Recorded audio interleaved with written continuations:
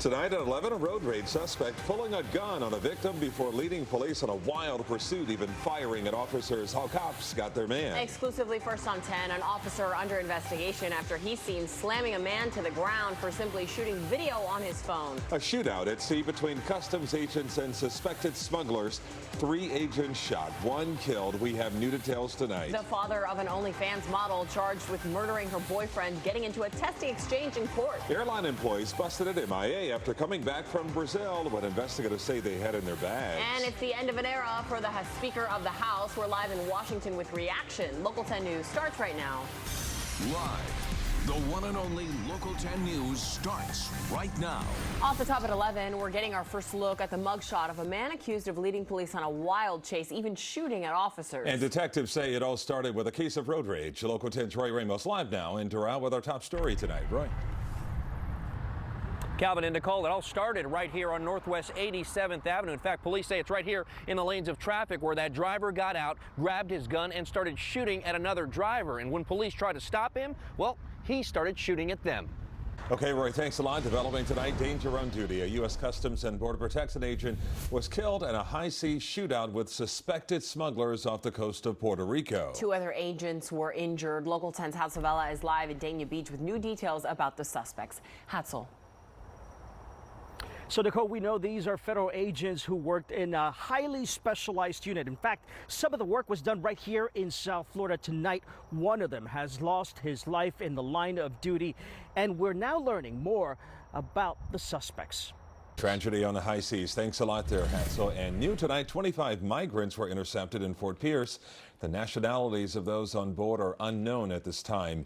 U.S. Customs and Border Patrol are now investigating the circumstances of their arrival. Tonight, good news for residents living in a troubled South Florida Homeowners Association. A judge has appointed a receiver to handle the business of the Hammocks HOA just days after several board members were arrested in a massive fraud scheme. Local 10's Cody Weddle live now in Southwest Miami-Dade with the details tonight. Cody. Calvin and Nicole, people who live here are describing a homeowners association that slowly morphed into an organized criminal structure. And tonight they're celebrating the end of what many called a reign of terror.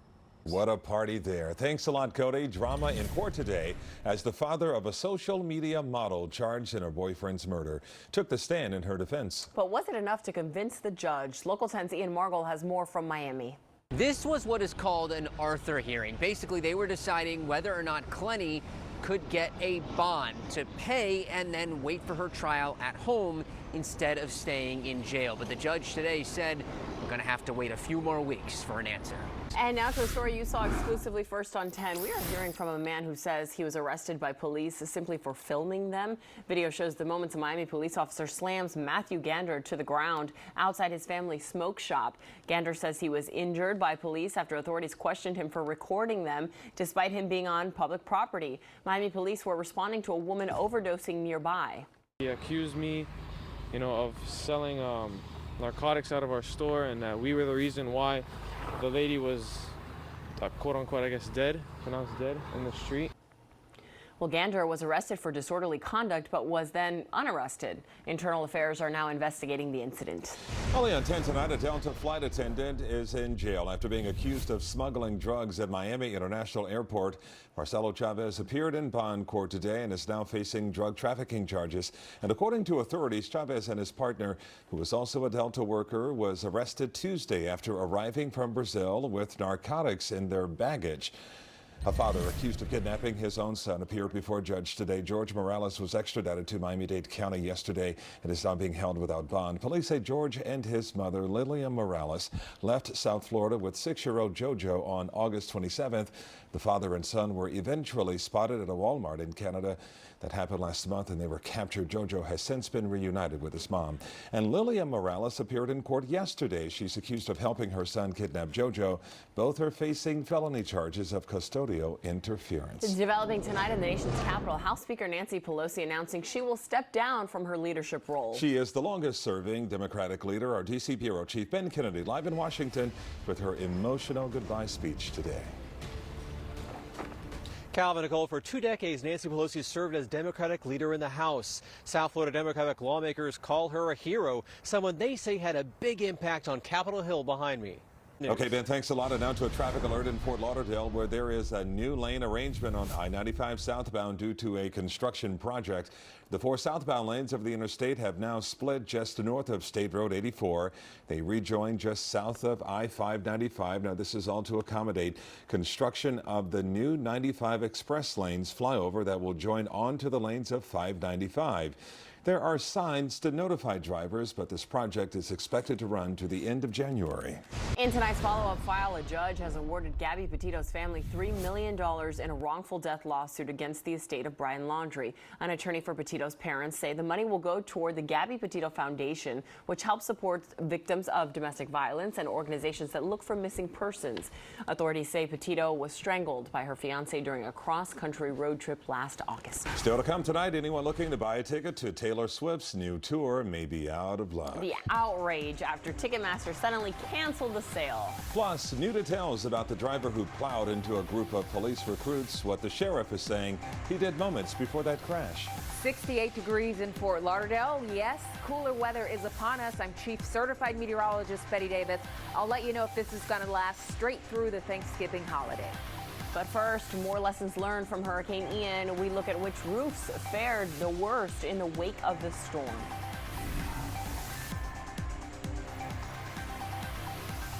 The UPS hijacking that shocked South Florida. Now, almost 3 years later, Local 10 crime specialist Bridget Matters sits down with a family still seeking justice. This is plain negligence. They made a lot of mistakes. Tomorrow at 11.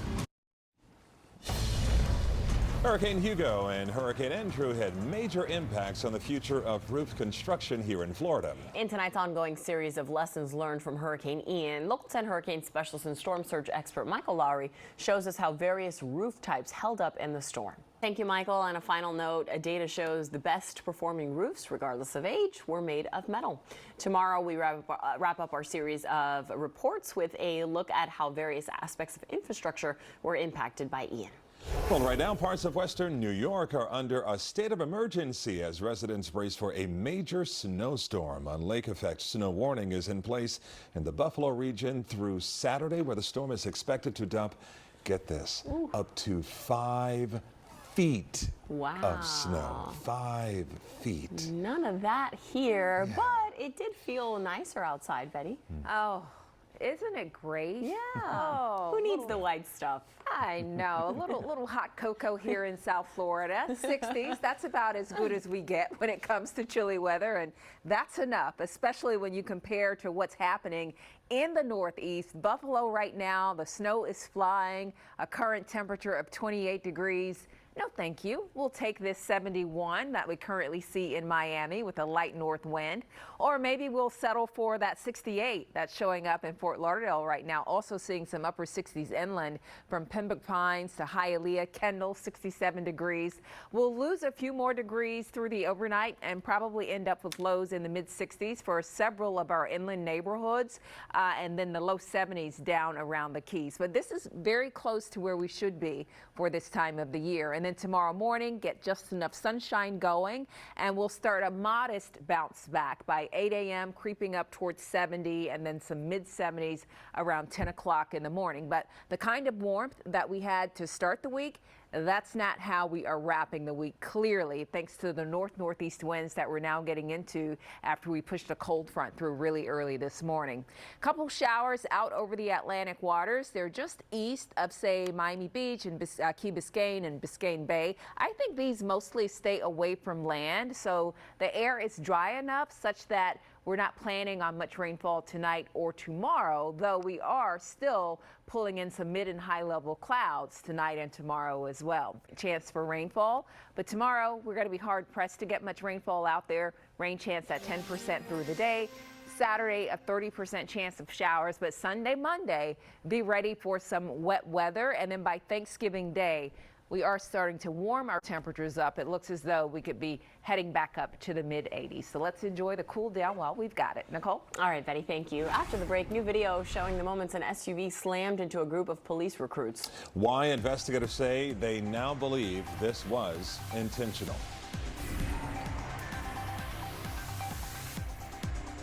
When it's time for you to wake up, turn to South Florida's #1 morning team for breaking news. we'll let you know what time the weather starts. strikes and the best traffic routes for your commute. Get your day started with us. Local 10 Morning News, weekdays starting at 4:30 a.m. One and only exclusive story. Tonight, police arresting the wrong-way driver who slammed into a group of law enforcement recruits near Los Angeles as we see new video of the crash. Authorities say 75 recruits were on a training run when the 22-year-old driver crashed into the group. 25 recruits suffered injuries ranging from head trauma to loss of limbs. The LA County Sheriff now says there were indications the driver may have sped up before the crash. He's charged with attempted murder on a police officer. Additional charges are expected. Well, developing tonight, there is some bad blood, you might say, between Taylor Swift fans and Ticketmaster after the company suddenly canceled sales for her upcoming Eras tour. Ticketmaster tweeted this today. Tickets will no longer be sold to the public tomorrow, quote, due to extraordinarily high demands on ticketing systems and insufficient remaining ticket inventory. Well, fans, of course, were angry. Many were already having problems buying tickets on Tuesday, despite having pre-sale codes under Ticketmaster's verified fan system. About 3.5 million people signed up for Swift tickets. It was the largest registration in history, which ultimately caused the site to crash. Tennessee's Attorney General has already launched an investigation into Ticketmaster for antitrust violations, but so far Taylor has not commented on the matter. I guess you got to shake it off, huh? Okay, I know you were one of them. Thank I know you. you worked hard in buying those tickets. Thank you. The holidays are around the corner, and as you get ready to shop major deals for those holiday gifts, police want you to know that they'll be out there early and often. Miami-Dade police and county officials gathered at Dayland Mall this morning to remind shoppers that thieves will be looking for opportunities, adding that police will be patrolling major local malls and shopping centers both in uniform and undercover. Be cognizant of your surroundings, protect the purchases that you buy. If you see anything suspicious, please call 471-TIPS or 911. If you have a purse, carry it close to your body or a money belt, something like that. Keep your valuables out of sight in the trunk. Do not leave them out open. Well, police also advising that you're better off holding on to all of your purchases instead of making several trips to the car because criminals will want to take advantage. By the way, I'm a Swiftie. Yes, thank you, Will. Did you buy those tickets? I got I can't afford those tickets. Florida Panthers are hoping to be the comeback Cats tonight in Sunrise. The highlights next in sports.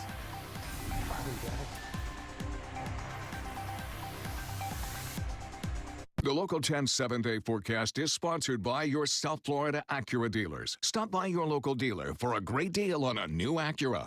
You're watching Local 10 Sports with Will Manso.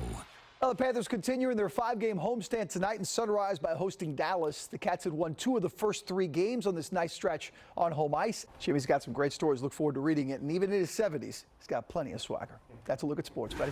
All right, let's get you that wake-up weather forecast. Cool in the morning, 60s to start the day. Get ready. Maybe a sweater as you're walking out the door. Nicole and Calvin? I like it. Thanks, Betty. That'll do it for us at 11. Thanks for watching. You can always go to our website for more information, local10.com. Jimmy Kimmel. Have a good night.